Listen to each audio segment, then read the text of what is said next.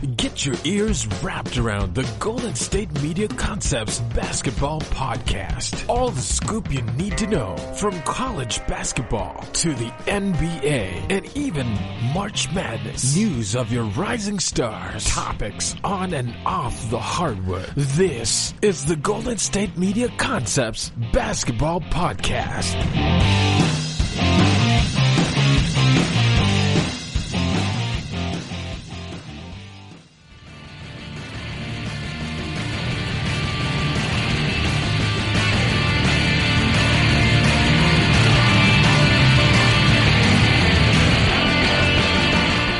Thank you for tuning in to the GSMC Basketball Podcast, brought to you by the GSMC Podcast Network. I am your host, Brice Lewis, and you know what we do here. We talk all things basketball, and today we're going to get right into it with a topic that I feel like is very important to talk about now, because these are two teams that you can't ignore, and the two teams I'm talking about right now are the LA Lakers and the Milwaukee Bucks. Both of these teams have been dominant in their conferences and sit atop their conferences with the exact same record.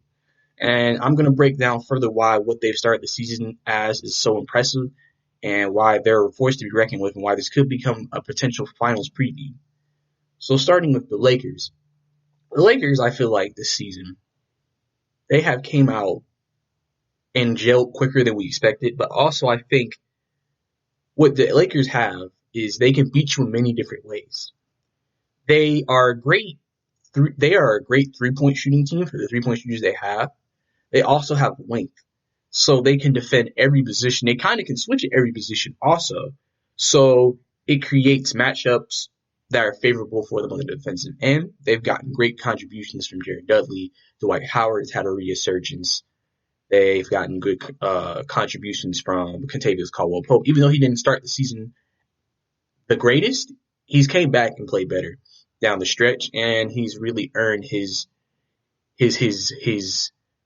right to get the minutes that he gets now. Because like I said, at the beginning of the season, you're kind of like, ooh, Kentavious Caldwell-Pope isn't playing the best. I'm a little worried about him. I'm not sure about him. But now, he's playing pretty well. And just everybody else. And then you have the two superstars in LeBron and AD going off almost every game. And I think it's just very impressive. I mean, one of the things also is with LeBron, he was taking on a point guard role this year. A lot of people wondering how would he do in this role? How would he thrive in this role? Because he's always been a point forward for the most part, but he's never actually started the game like that's his starting position, point forward. Now he is officially a point guard with Rajon Rondo on the team, even though he's really a small forward playing point.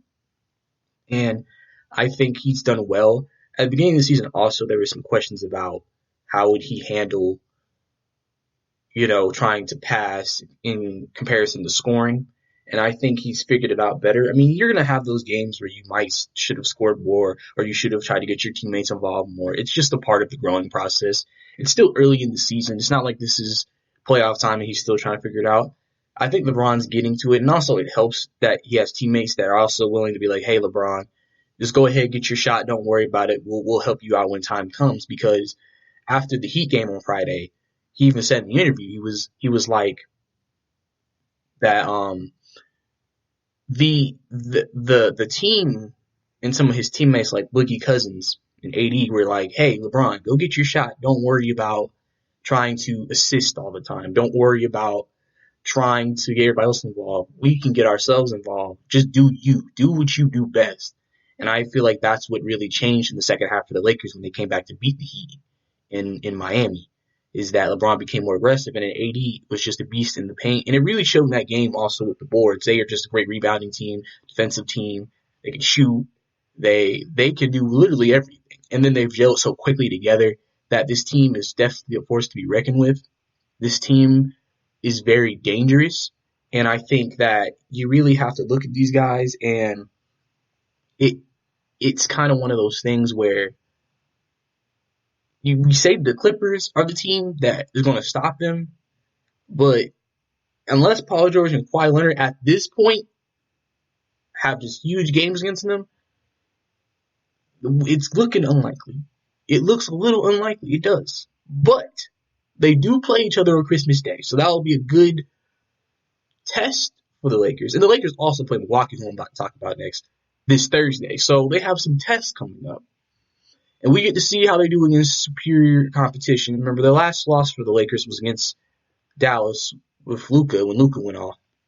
And so this matchup coming up against the Bucks is going to be very telling of how they are. And also the next week matchup on Christmas Day against the LA Clippers, because that's always a game that people are going to look forward to.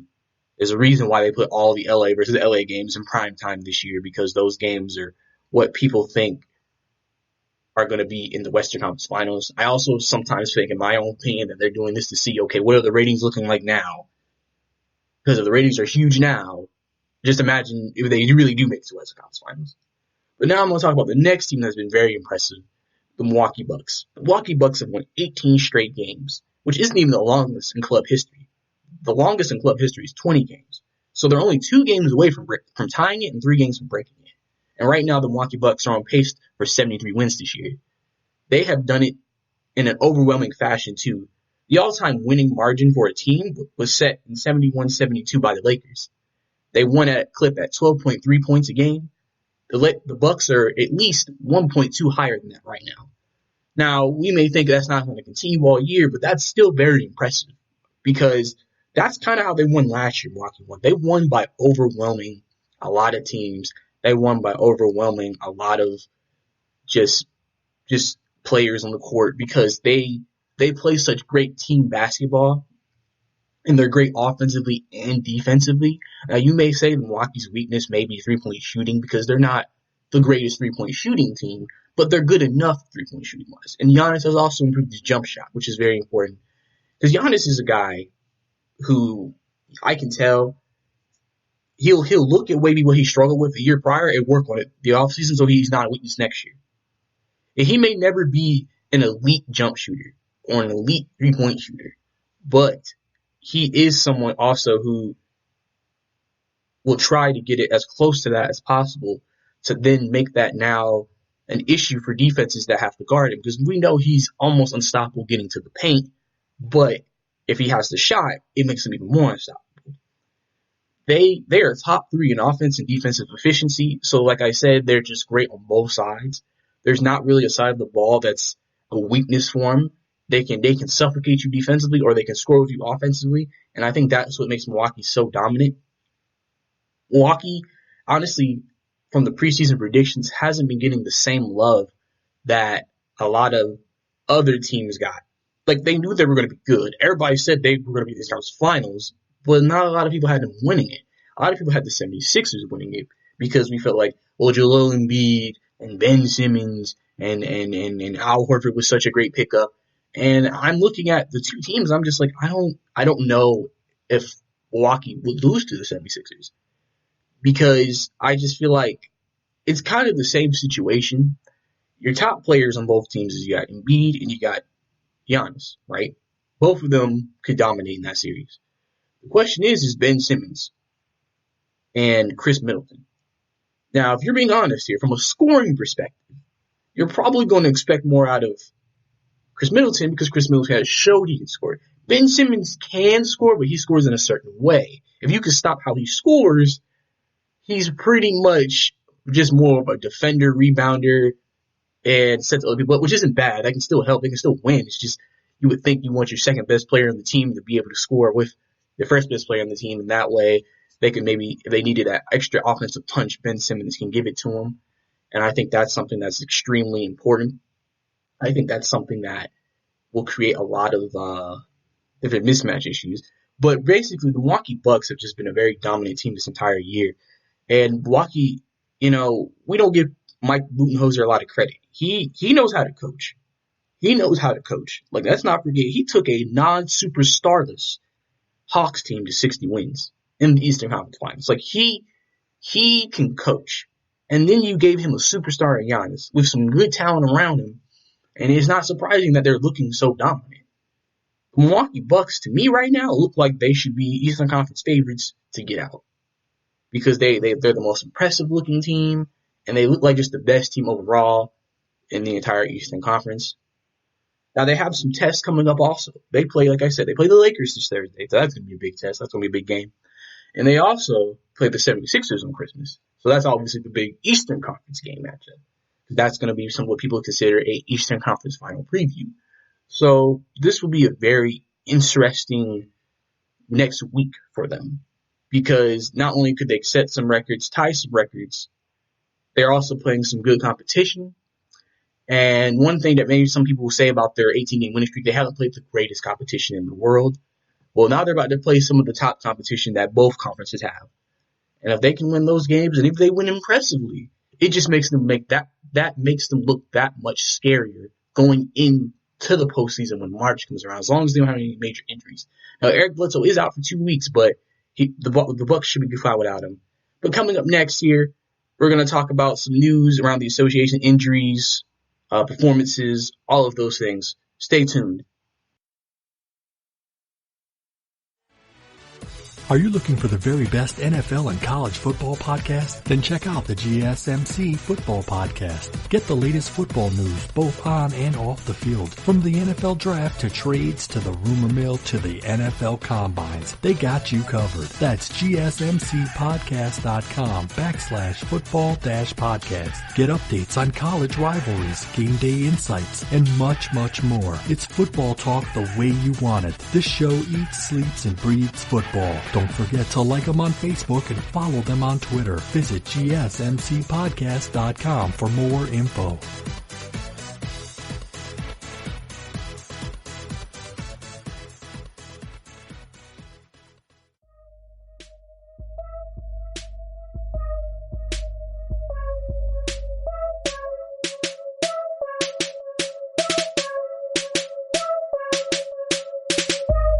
Welcome back to the GSMC Basketball Podcast. I'm Brice Lewis, and now we're going to get into some talk around the association.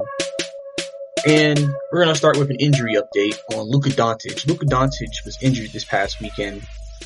He went down with an ankle injury, and he'll be out for a couple of weeks, which this is very disappointing news for NBA fans. But actually, Dallas Mavericks were actually about to play some really good teams too in the next couple of weeks that he's about to miss, against 76ers, Raptors, Celtics, I believe.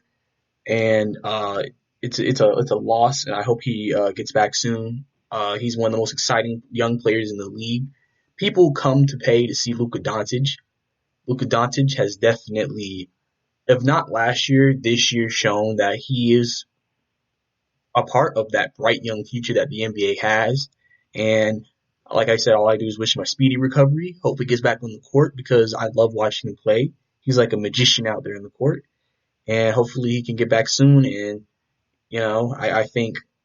I hope Dallas can hold up. Luckily, they have a pretty good start to the season, so it's not like they're going to lose every game for the next 2 weeks. It's not like they're that Luka Doncic dependent, I don't think. But we'll have to see. That's why, we play this game. That's why all these guys are NBA players. But I feel bad for Luka.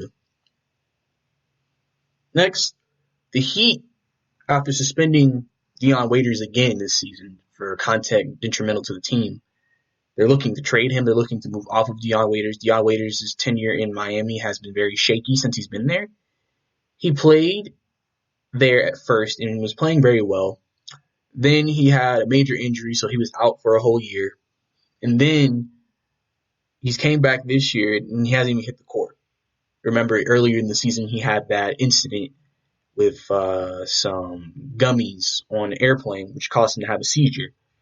And then now he's doing content that's detrimental to the team, and I believe that's hurting him right now. I think also just Dion Waiters just isn't. His time is over in Miami. It'll be interesting to see if the team picks him up, because we forget Dion Waiters was a baller. Dion Waiters is a walking bucket. He can get you about 18, 16 a game. If he can just get his life back straight, I think he'll be good for any team, maybe a playoff team potentially. Just got to make sure you keep an eye on him, make sure nothing goes awry. But if he can get his mind focused back on the game and focus on the game that he's playing professionally, Dion Waiters would be a great pickup for any team that needs maybe an extra scorer off the bench. And really, I think he could really help a multitude of teams in the league. So it really just depends on Dion, and obviously when he gets back from the suspensions, we don't even know after the suspension's over if they haven't traded him, would they let him play? I mean, we don't know. So, because we haven't seen Dion Waiters play in a long time, so we don't even know where he's at from conditioning, game shape, any of that. So it's going to be very interesting to see what happens there. In other news, Oklahoma City is told not to be likely to move off of Chris Paul.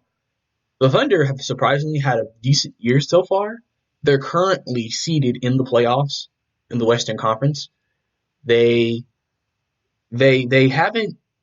Now, the thing about the Thunder is that when they did give up Paul George and Russell Westbrook, they did get some talent. Just Alexander, Gallinari. You still have Dennis Schroeder, Chris Paul, Steven Adams. Like, they have some guys. It's not like this team was completely depleted with talent. Like, they have nobody. And I think this also helps CP3 because I think CP3 has showed, even though he may not be CP3 of 3-4 years ago, he is still a good point guard. He's still a point guard who can run the show. He is still a point guard who really just things didn't work out with him and Harden at the end of the tenure in Houston. But I feel like him being a mentor to the young kids in Oklahoma City and also helping Dennis Schroeder learn how to play is very important. I think Oklahoma City is making a very good decision in keeping CP3 just for the development of their young players. And I think you never know. Maybe a team might see CP3 the way he's played this year and think, okay, maybe we should take a flyer on him. Maybe we shouldn't. We'll see. I mean, there may be a couple of teams that may be willing to do it, but it also depends on what Oklahoma City want back from him. Because also on top of that, we still forget Chris Paul still has that big contract he signed with the Houston Rockets, which is the reason why it was hard to trade for him in the first place. So I think that overall, this was a good move just to go ahead and keep him on the team. And it'll be interesting to see what happens with Oklahoma City this season because if they make the playoffs with this team, that bodes well for the future of Oklahoma City. It makes them feel better about the Paul George trade.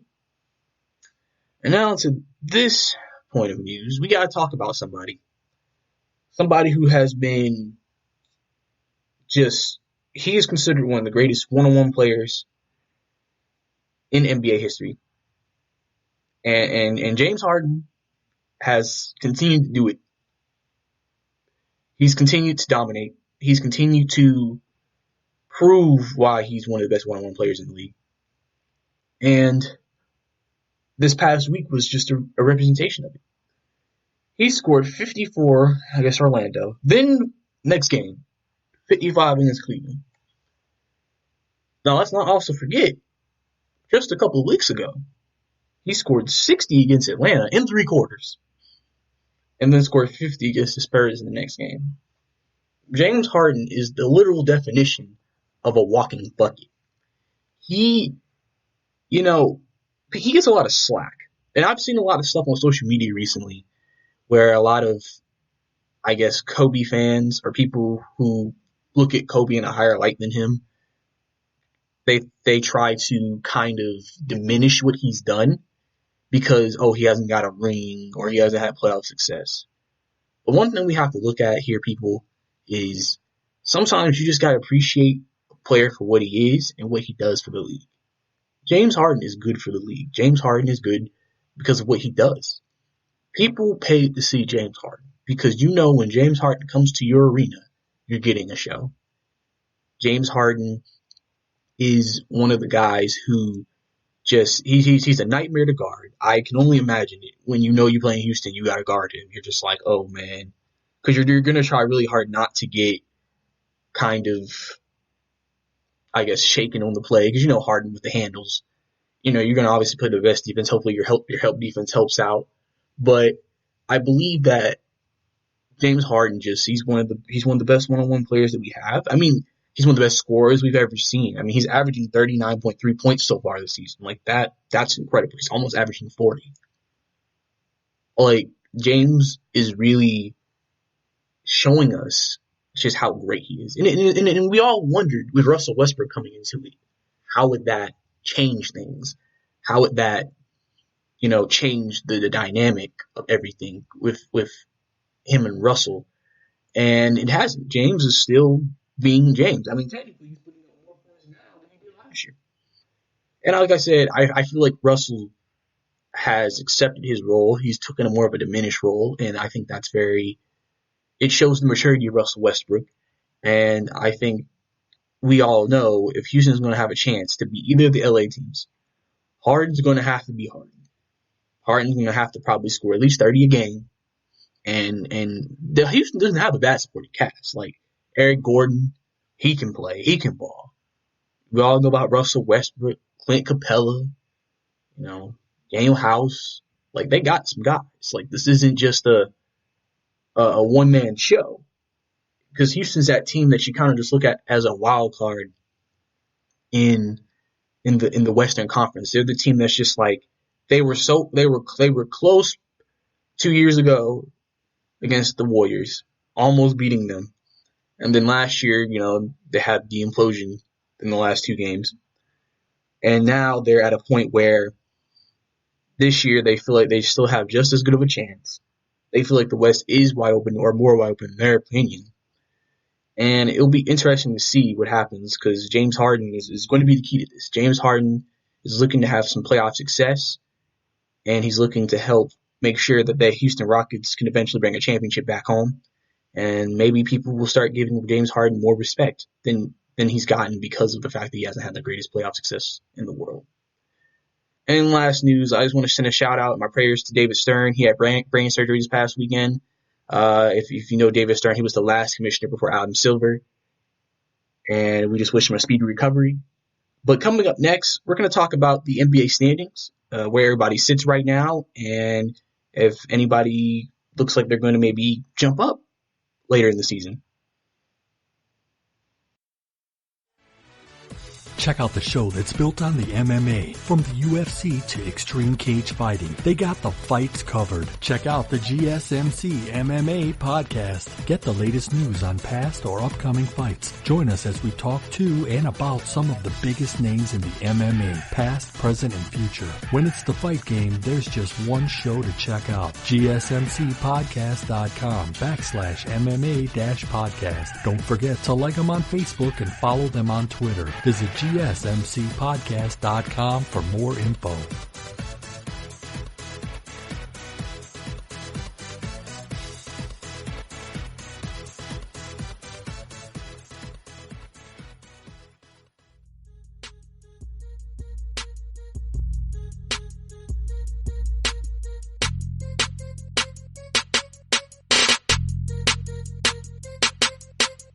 Welcome back to the GSMC podcast. And now we're about to get into the standings of the NBA, just updating everybody on where everybody is, or the ranking, or everybody seated right now. Playoffs start today, even though it's super early. And just some opinions on each team. And we're going to mainly look at the top 8, and then teams that are like on the bubble 9, 10, 11, and just see where everything is. And we're going to start with the Eastern Conference. And the Eastern Conference, obviously, number 1 seed. We talked about them earlier. The Milwaukee Bucks. Milwaukee is the most impressive Eastern Conference team this year. They are on an 18-game winning streak. They're like I said, they're a dominating team. They look the best at every team, and right now they're creating some gap right now. And if they continue at this pace, it's going to be pretty clear that they're going to be number 1 at the end of the year. So if Milwaukee continues on that, they'll be good to go. The second seed in the Eastern Conference is the Miami Heat. Obviously, the Miami Heat are the surprise of the year. The Miami Heat are 19-7 on the year, and they have played extremely well. Great team basketball, great young talent. Jimmy Butler, Pat Riley, manning the ship by Eric Spoelstra coaching. This team's solid all around, and they have the ability to be special this year. Third in the East is the 76ers. 76ers were the team that a lot of people predicted to go against Milwaukee in the Eastern Conference Finals. They are currently 20-8. They have had a good year so far. They're playing well. It's not like they're not playing up to standard. It's just, again, Miami was a surprise team, or else they would be probably the second seed right now. And, the 76ers are a team that is expected to be there at the end of the year. So it'll be interesting to see the maturation of Ben Simmons. He has taken a couple more threes. And I think I remember checking his stat that said Ben Simmons was 100% on threes, even though he's taken, I think, 2 in the regular season or 3. I think 2 or 3. He's 3 for 3. Great job for Ben Simmons. Fourth in the Eastern Conference is the Boston Celtics.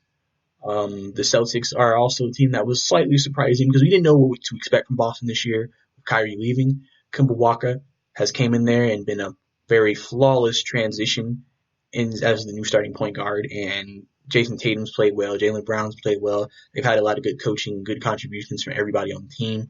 I feel like that Boston is a team that also could shake some things up. It'll be interesting to see what happens with them throughout the season. I think there will be some battling between the top 6 teams, as a lot of the records are very close, because Boston is currently 17-7 right now. So it'll be interesting to see what happens there. The 5th ranked team is the Toronto Raptors. Toronto is a team, the defending world champs. Siakam's had a great year. I mean, he's in line to win another most improved player. Van Fleet, still one of the best point guards coming off the bench in the NBA. Kyle Lowry, he's doing what he does. The team overall still has a lot of good talent. It'll be interesting to see if Toronto makes any trades to maybe try to get another star in there, because they're at that point, I think, without Kawhi, where it's like they're good, they're gonna make the playoffs, they're gonna be hard to get out. But in terms of them maybe being a championship level team still, they might need that another star piece with Siakam, if Siakam's really made that jump. And it will be interesting to see what happens with them, because they are a team definitely to be reckoned with in the Eastern Conference. The 6th team in the East are the Indiana Pacers. They're currently 18-9. The Pacers are always a team every year I feel like are pretty good. You don't look at the Pacers ever as a championship team, because you don't look at them as they don't have a player that you feel like can get them over the top. Their best player is Victor Oladipo. And Victor Oladipo, I feel like, is an underrated player in the game also. I feel like he is a very good player. I mean, we could have said that he could have beat LeBron James about 2 years ago in Game 7, and they took him to Game 7, and they could have beat Boston with Kyrie last year. Oladipo was healthy.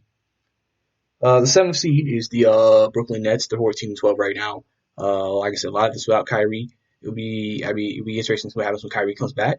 This is the list they have right now. They're in the playoffs. I expect them to make the playoffs, and if they can really gel with Kyrie, don't be surprised if they move up in the standings later and maybe get a better seed.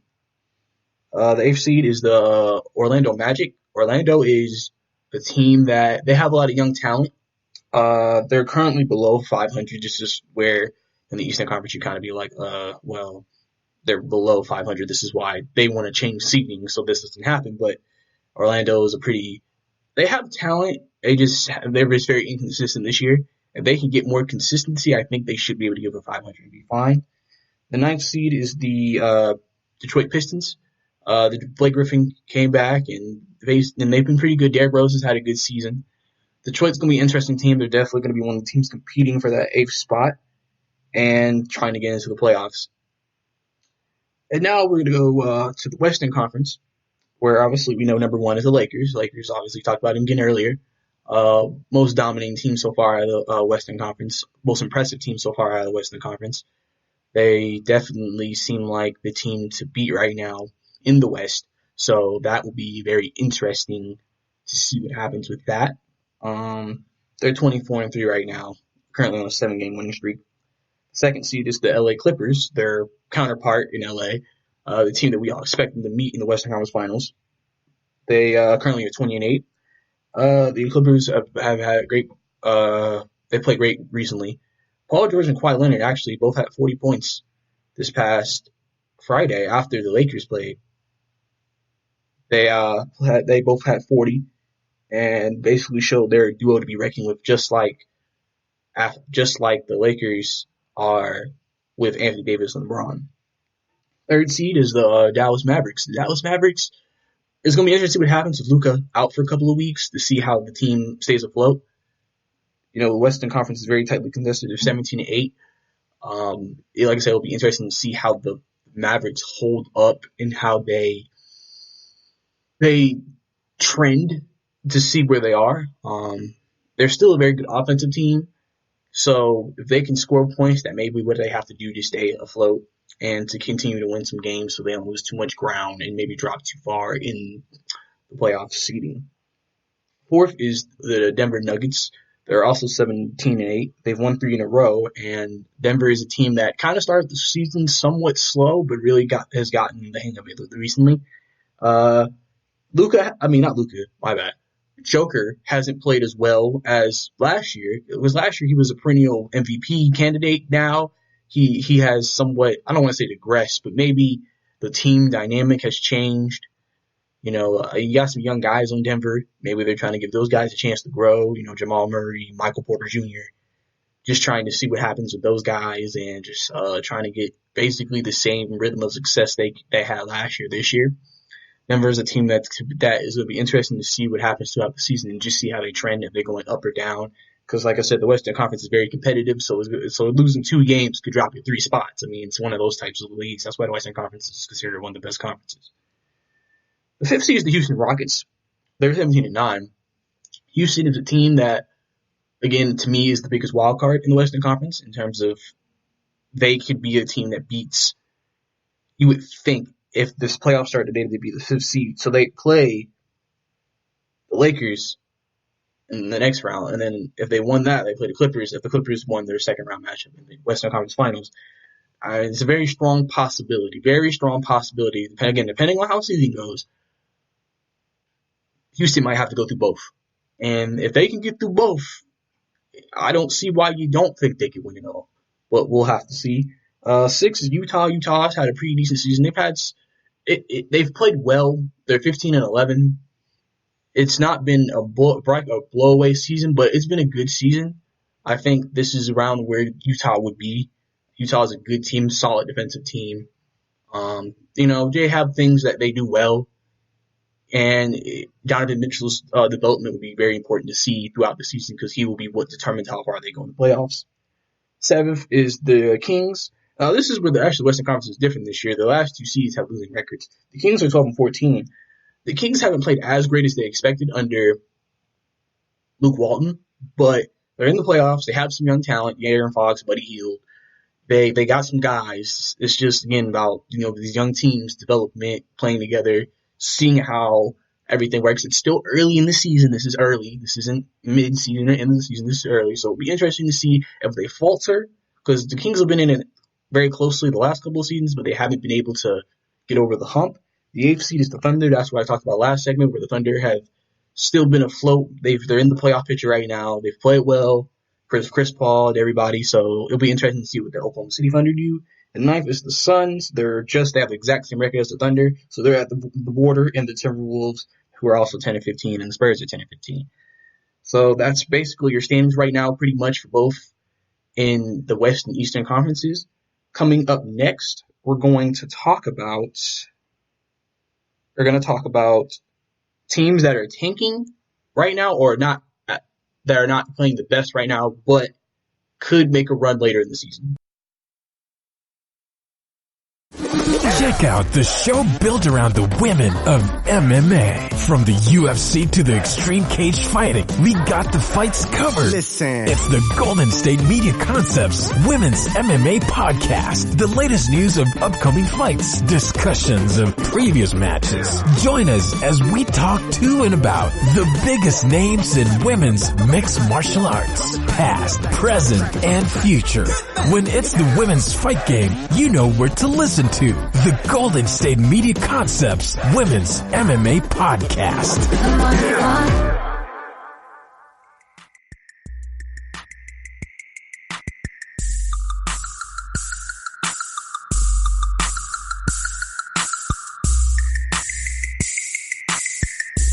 Welcome back to the GSMC podcast. And now we're going to get into teams that I think that are not having the best season or tanking, that I think that could be the best the soonest, which either means later in the season or next year. So it goes for either one. There's not a particular time frame that I'm aiming for, just either this season, later in the season, or next coming season. And we're going to start from the top up, from worst record down. And the first team is the Warriors. The Warriors, you feel like, is the most obvious team that's going to be better next year.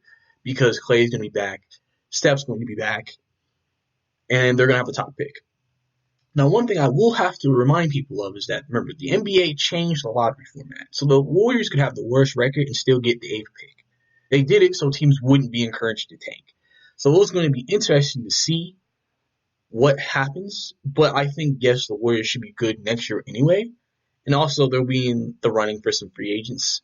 And it'll be interesting to see if they re-sign Draymond Green. That's going to be a very interesting decision to see if they actually bring him back.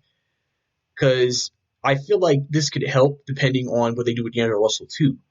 If they can trade D'Angelo Russell and get some good ammo back for him, I think the Warriors will be set up to be back in it next year, competing at a high level and being able to play against some of the best teams in the Western Conference next year. Because the Warriors right now are kind of having a down year. Some of people in the league kind of like that just because they feel like, they've been so great for how many years, and they had Kevin Durant for 3 years, and now they're getting a taste of, as they say, their own medicine of not being the team that's feared, being the team that people just look at as a easy W game. But everybody needs to remember something. The Warriors are going to remember this too, so they'll be back next year, and if they make it to the playoffs, I would not be surprised. Second, the Knicks right now are not in the greatest position. There is some dysfunctionalness happening within the organization. They're looking for a new coach. Management has not always had the greatest reputation. They have some people, though, like R.J. Barrett. He's not a bad player. He seems like he'll be a good player. He's a piece you can build behind. Mitchell Robinson, another piece. They have some young players that you can really work with. It just really depends on what they decide to do and how they build the team in the future. A lot of the players they signed this year were very short-term contracts, too, because of the plan they initially had. So it'll be interesting to see what their plan is going into this next free agency and just seeing how they really changed this team going forward and who they hire as the next head coach of the New York Knicks. Because Knicks fans are looking for something to get behind, because the Knicks are a team that has a lot of prestige, and I feel like if the Knicks are good, it's better for the league. So we'll have to see what happens. Third, the Hawks. The Hawks, I feel like they have a host of injuries. They have their second best player who's out of the suspension till I think he'll be back in a week, I believe. I think it's just with everybody healthy, they're 3-1. With a key player out or suspended, they've only won 3 games since, which is why they have 6 wins. They could potentially be better later in the season. It just depends. Really, I don't know. They kind of have a very, very far back start, so we'll have to see. I think, if anything, next year might be that year for them, because it'll give the rookies another chance to develop another year. Everybody will be a year older. And I think Lloyd Pierce is a good head coach. I just think they've just gotten some bad breaks this year, which is why they're starting off the way they have. The Pelicans have a lot of young talent too. They have a lot of good offensive talent. It's just defensively they're not the best and they need to improve. And they're also Zion has not played, and I heard they're not bringing back Zion until after the new year to give him more time to recover, make sure he's ready to go. And I think that really was what Pelican fans were looking forward to, was Zion. And then he hasn't been there. Plus, they haven't had the best season so far. So I feel like next year will be a year they could make that jump. Depending on what happens. Brandon Ingram's played very well. And Lonzo has been here or there, hit, miss. Zion, we expect, if he really comes to play, we expect him to be, he could be a star player for these guys and give them a star for years to come. And so next year, I think, would be when they start really moving up the charts a little bit. Fifth is the Cleveland Cavaliers. Cleveland is a team that's, they're at a point right now where my personal opinion, I don't think they have the right coach for the job. There was a report that came out that a lot of the players felt like that he treated them and the team and the season like he's still in college, which is turning some of those players off. And one of the reasons why some people thought they brought him in was because they had young players, so he can coach them because it's around the same age group he well coached in college, but you forget the NBA is not just young players. You have veterans. You have guys like Tristan Thompson who've been there, and they're not trying to be coached like they're still in college. So there's some miscommunication there I think needs to improve. Cleveland, I feel like it's like Cleveland's that team. They haven't really been good without LeBron, so it's like you really don't know when they will be good again. You know, I mean, they have some good talent. It's just you really don't know. And then the Wizards. The Wizards, I think, are a team that'll be better next year because John Wall should be back next year. Bradley Beal signed that long-term deal, so he'll be there. They have some guys. The rookie they drafted, Ra, I think is his first name. I don't know how to say his last name. He's played very well for them. He's a guy who definitely could become a cornerstone for them with John Wall and Bradley Beal. And they have and Isaiah Thomas has played well. They have some guys. It'll be just interesting to see what happens. That's why next year I think will be a year if they do something, they maybe can become an 8th seed in the Eastern Conference, and also depending what they do over the offseason. 7 is the Grizzlies. The Grizzlies are a team that, John Morant, he's played well. I mean, John Morant is what you expected John Morant to be. They call him kind of like not a great value Russell Westbrook, but he reminds you of Russell Westbrook the way he plays very aggressive, plays all out, very athletic. I mean, he is definitely athletic. He's kind of like, he's a young player, so he's kind of like go all the time. And, I think he'll mature and realize he needs to take his time with it. He has all the potential to be a superstar point guard in this league. And I don't think maybe next year for Memphis, but maybe the year after that. It just really depends. But maybe the year after that, I think Memphis will be a good team. The Bulls have had some issues. They have a lot of young talent. They honestly were expected to do slightly better than they were. It's kind of one of those things where they're in the East, so it's not impossible for them to do something. They're only 3 games out of Dave's spot, so they could make something. They're kind of at that borderline. So, but I'm going to say more next year than this year if they do make a run and have actually a good year and make the playoffs. I would think more next year than this year. Next is the Trailblazers. Trailblazers, again, luckily they're in Western Conference. Is not the greatest at the bottom of the 8 seeds. So they've had some issues again. They've had injuries. They've had new players. They've had chemistry issues. I think it's just more about trying to make sure getting everybody on the same page. They could potentially trade for Kevin Love. That's going to be very interesting if they do that, because it'll be who they give up. They just lost Rodney Hood for the year, which is a big loss, I feel like, in my opinion. So it'll be interesting to see how the Trailblazers. I think the Trailblazers will right the ship. I think something tells me Trailblazers are going to sneak into the playoffs and they're going to get in by the end of this year. So I think they're going to do better later in the season. 10, the Spurs. The Spurs are a team that is surprising. They're never usually in the spot. They're usually better. I think the Spurs are heading for a rebuild. So I personally feel like it'll be a couple years for the Spurs that are at that point, because I feel like they're going to need a rebuild. I really do. Which means they might have to tear it down this next offseason, which means next year may not be a great year for them, but maybe the year after that. Usually the Spurs are a greatly ran organization, so they usually have a plan for things like this, and they usually are ready to be able to do things like this if needed. And then the Timberwolves, a team that, they've started off the season well. They've kind of faltered a little bit down the stretch. Karl Anthony Towns has still played well. Wiggins has played well. The Timberwolves have guys. It's the Western Conference is tough, and they don't have enough juice. I just think they don't have enough juice at the end of the day, and I think it's going to be interesting to see what happens with them. I feel like they maybe need another superstar. They can get a trade for one that'll be really beneficial to what they're doing. I think next year might be a year they can make that jump if they can make that trade. But about to go ahead to commercial. But coming up next, we're going to talk about college basketball. We're going to talk about the new net rankings that were just released and upsets that happen in college basketball. Stay tuned. Tired of searching the vast jungle of podcasts? Now listen close and hear this out. There's a podcast network that covers just about everything that you've been searching. Hey! The Golden State Media Concepts Podcast Network is here. Nothing less than a podcast bliss with endless hours of podcast coverage. From news, sports, music, fashion, cooking, entertainment, fantasy, football, and so much more. So stop lurking around and go straight out to the Golden State Media Concepts Podcast Network. Guaranteed to fill that podcast itch. Whatever it may be. Visit us at www.gsmcpodcast.com. Follow us on Facebook and Twitter, and download us on iTunes, SoundCloud, and Google Play.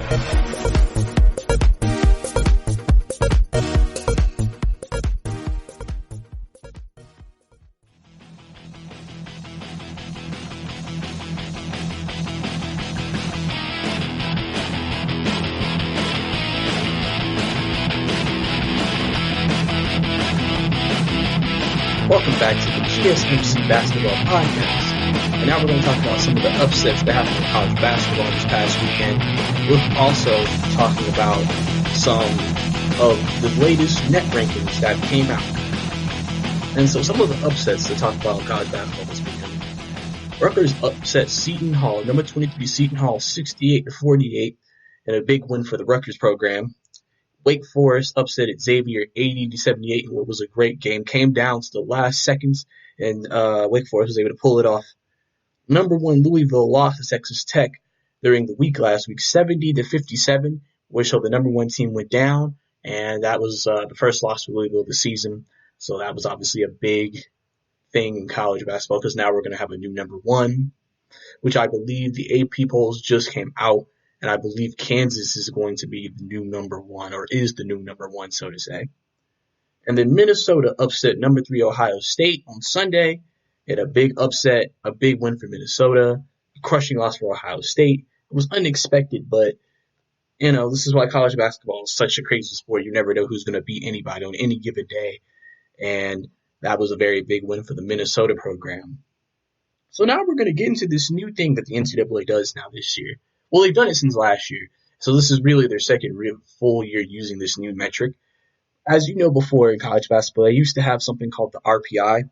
That used to be what they evaluate teams on when it comes to a tournament resume, and basically in terms of percentile, determining, strength of schedule, who they played, where they played, all of those things, which would help guide along with in the coming weeks going into the tournament with obviously wins, losses, and overall records, conference tournaments, and everything. And if you forgot what the net ranking is, it's a tool that is now used as the primary evaluation tool in evaluating Division I teams in basketball. So they'll be updated really every day for the rest of the season. So they're really going to be updated a lot. It's not going to be the same. So it's something that is constantly being adjusted. And I think that's what's going to make it better for everybody who watches basketball, who maybe didn't like the RPI. Now they have new rankings. And so the new rankings are this. Now, as I said, Kansas is number 1 in the AP poll, but Ohio State in the net ranking is number 1.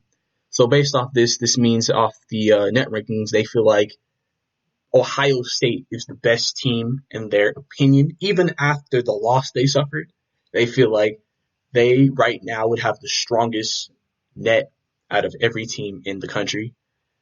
We expect, unless Ohio State hasn't collapsed, they're going to make the tournament.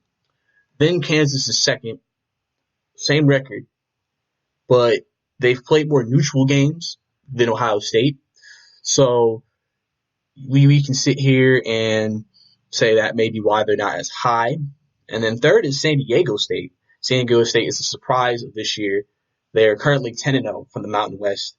They have played great all year long. San Diego State is a team to definitely reckon with, and they're getting shown that credit here in the net rankings. Butler is 4th coming out of the Big East.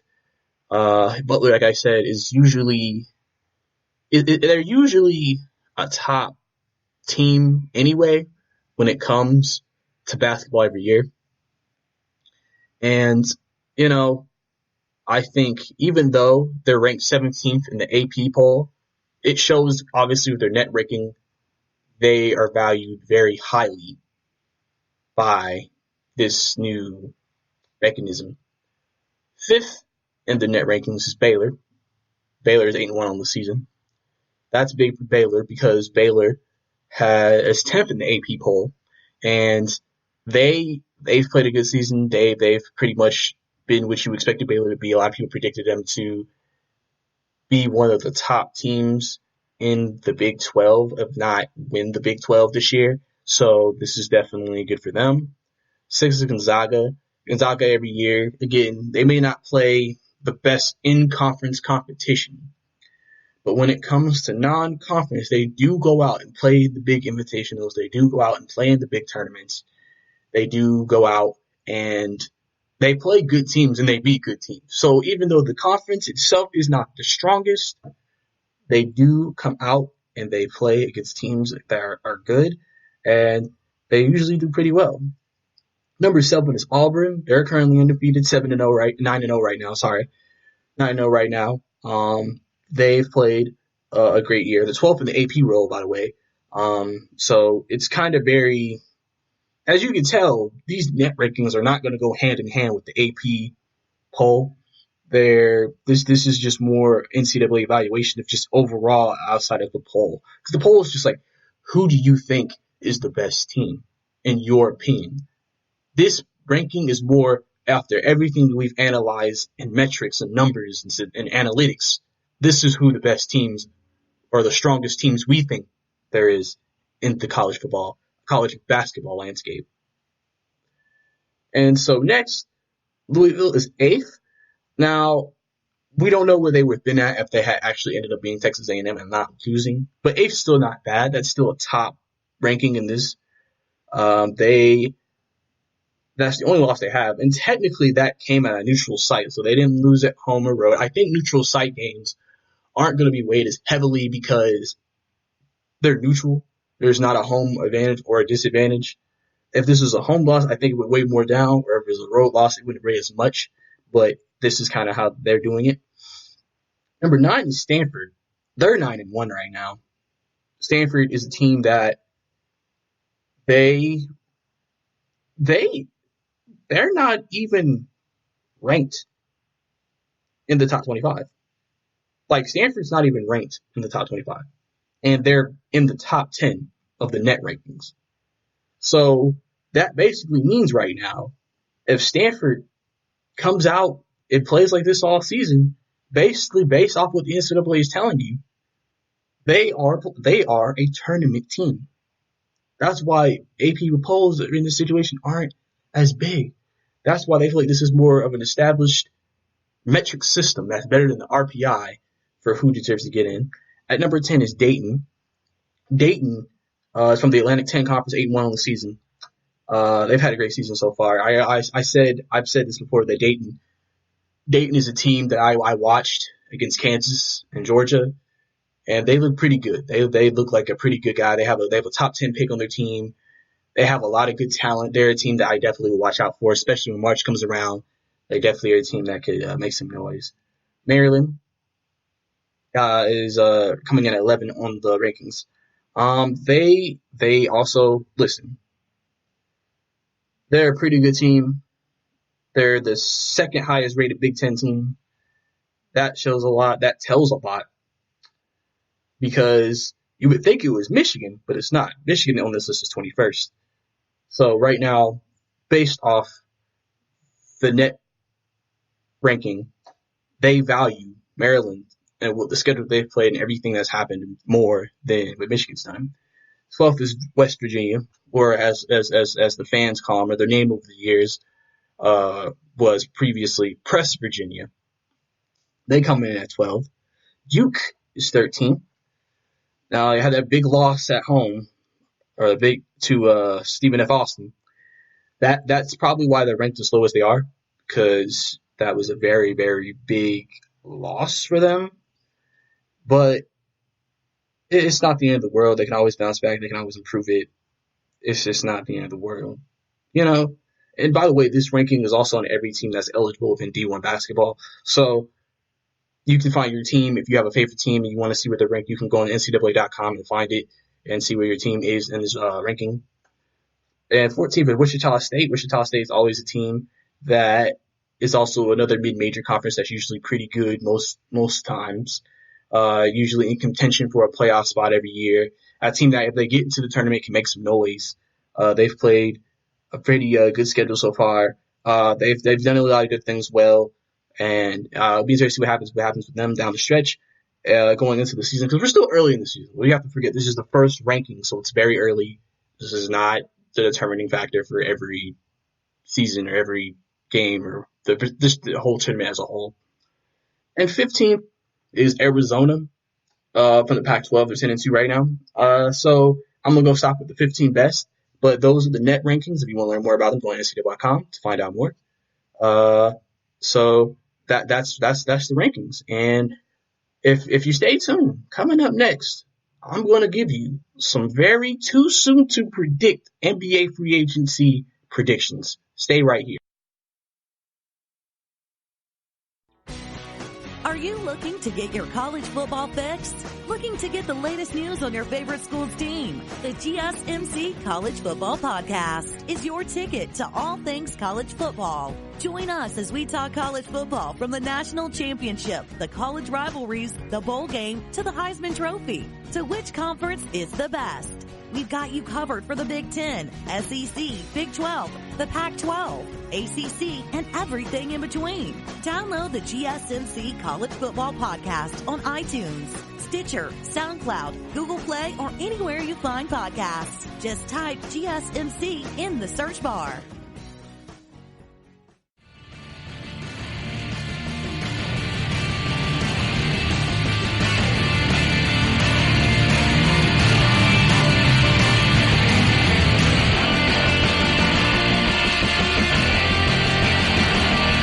Welcome back to the GSMC Basketball Podcast. Now we're going to do something here where we're going to be way too early free agency predictions for 2020 here.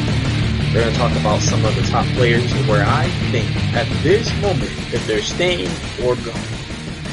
And so now we're going to start here, and we're going to start with Anthony Davis. I think he will stay in Los Angeles. I feel like he really has no reason to leave. He has no reason to go and leave it. He went through all the trouble that he went through requesting the trade and everything to get to LA. So just to come for 1 year and leave, I feel like it just wouldn't make sense, I guess you could say, for him to do that then leave unless something catastrophic happened. So I think that's why Anthony Davis, will stay, and he's going to basically he's going to be the cornerstone of the Lakers for years to come. Second, I have Brandon Ingram. I think he is a restricted free agent. I think he'll stay. If he continues to play like he is, I don't see why the Pelicans won't offer him a max contract. He's playing at a very high clip right now. He is one of the very few bright spots of the Pelicans. He has showed us that he could definitely play, and he is not a bust. There's some people wondered about that coming out of LA because he wasn't always the most consistent.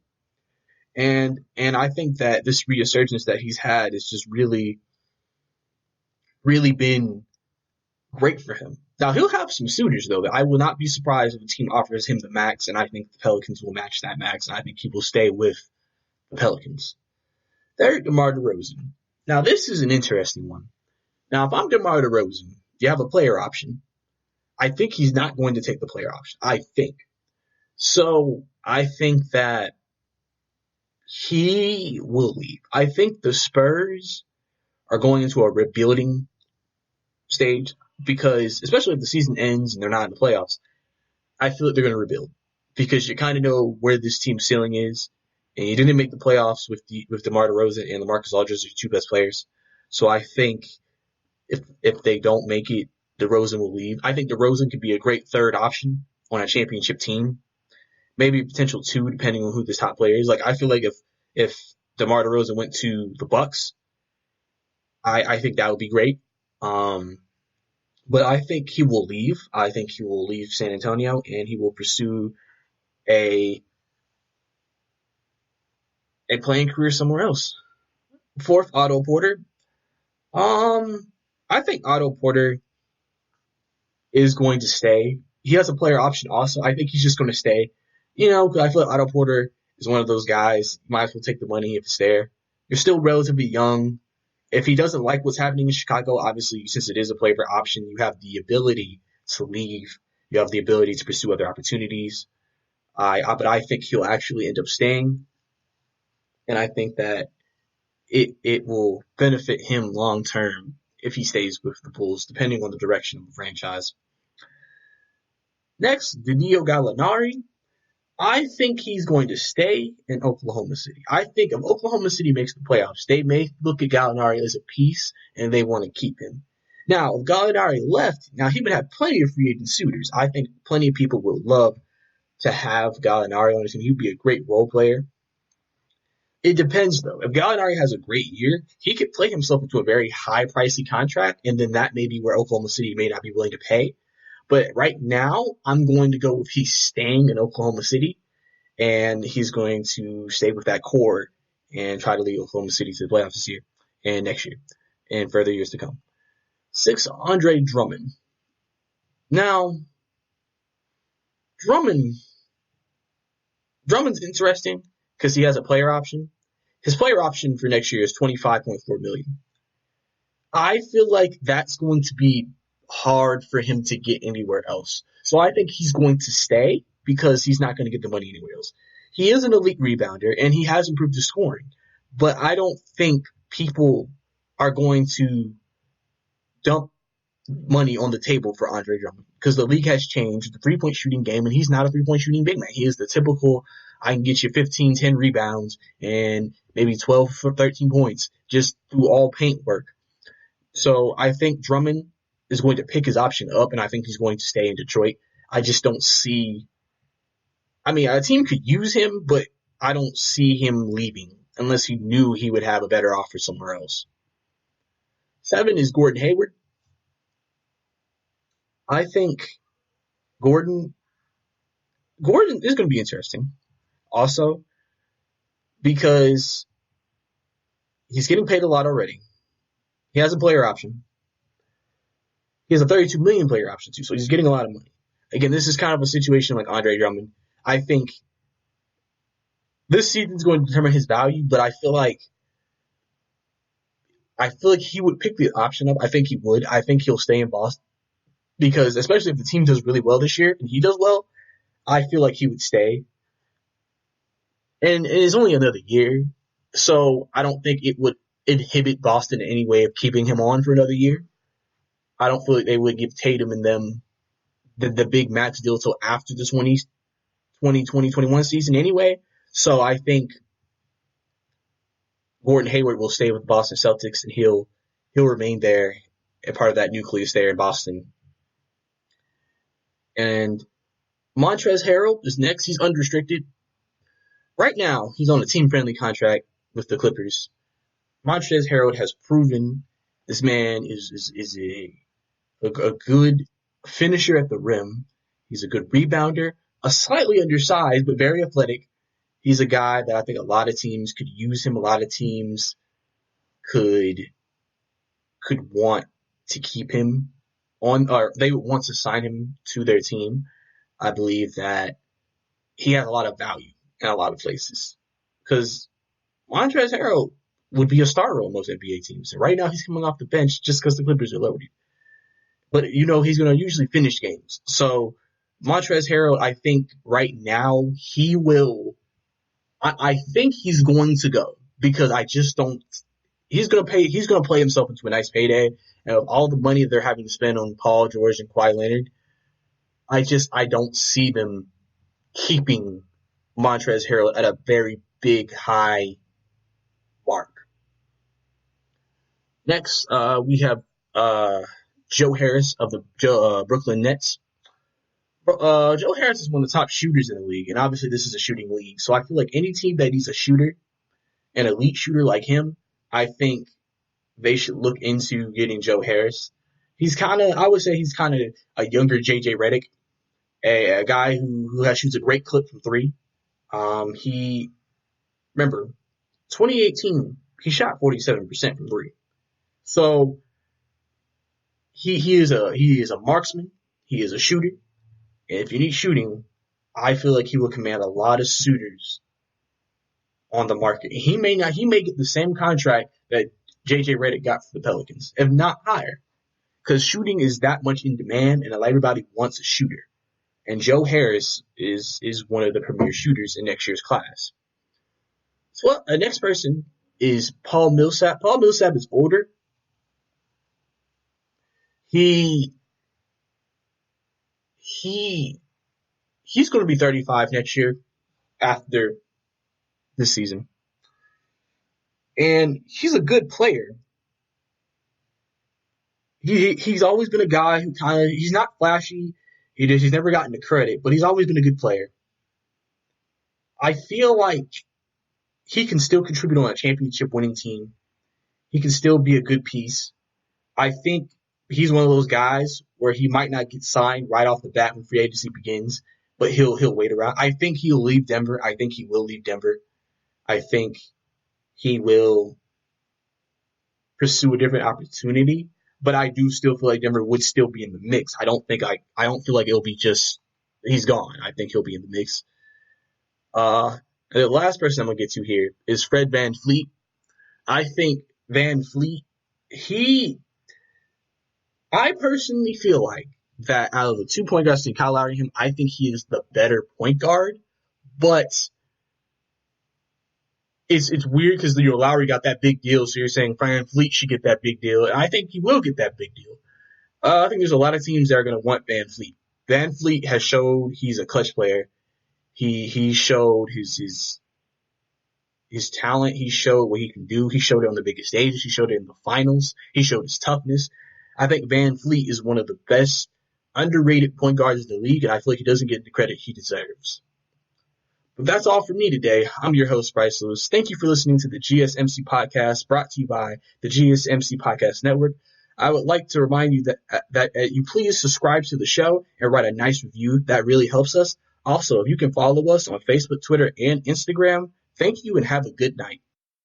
You've been listening to the Golden State Media Concepts Basketball Podcast, part of the Golden State Media Concepts Podcast Network. You can find this show and others like it at www.gsmcpodcast.com. Download our podcast on iTunes, Stitcher, SoundCloud, and Google Play. Just type in GSMC to find all the shows from the Golden State Media Concepts Podcast Network, from movies to music, from sports to entertainment, and even weird news. You can also follow us on Twitter and on Facebook. Thank you, and we hope you have enjoyed today's program.